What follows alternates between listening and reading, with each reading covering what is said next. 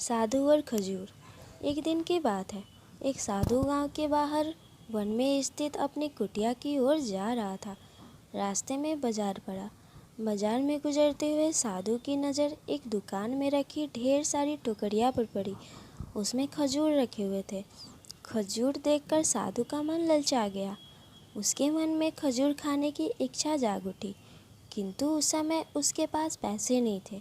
उसने अपनी इच्छा पर नियंत्रण रखा और अपनी कुटिया में चला गया। कुटिया पहुंचने के बाद भी खजूर का विचार साधु के मन से नहीं निकल पाया।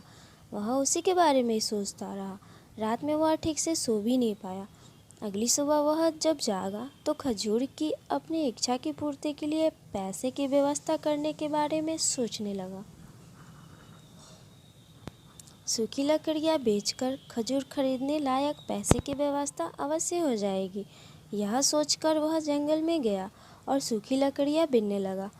काफ़ी लकड़ियाँ इकट्ठा कर लेने के बाद उसने उसका गट्ठर बनाया और उसे अपने कंधे पर लादकर बाजार की ओर चल पड़ा। लकड़ियों का गट्ठर भारी था, जिसे उठाकर बाजार की दूरी तय कर पाना आसान नहीं था, किंतु साधु चलता गया। थोड़ी देर में उसके कंधे में दर्द होने लगा, इसलिए विश्राम करने के लिए वह एक स्थान पर रुक गया।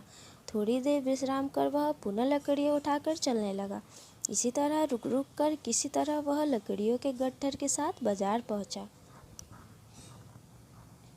बाजार में उसने सारी लकड़ियाँ बेच दी। अब उसके पास इतने पैसे इकट्ठे हो गए जिससे वह खजूर खरीद सके।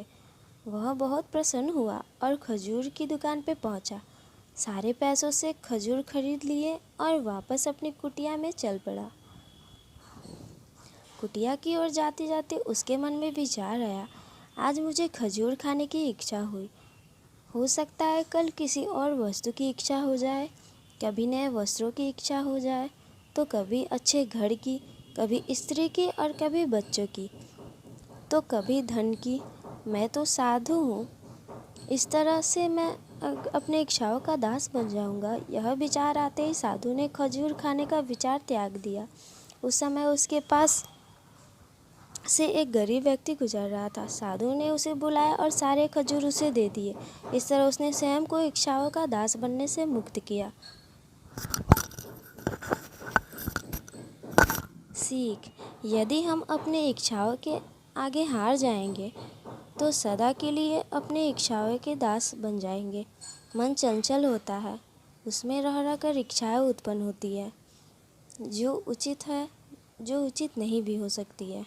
ऐसे में इच्छाओं पर नियंत्रण रखना आवश्यक है। सोच विचार कर इच्छाओं के आकलन में उपरांत ही उनकी पूर्ति के लिए कदम बढ़ाना चाहिए, तभी जीवन में सफलता प्राप्ति होगी। इसे इच्छाओं का दास नहीं बनना चाहिए, बल्कि इच्छाओं को अपने दास बनाना चाहिए।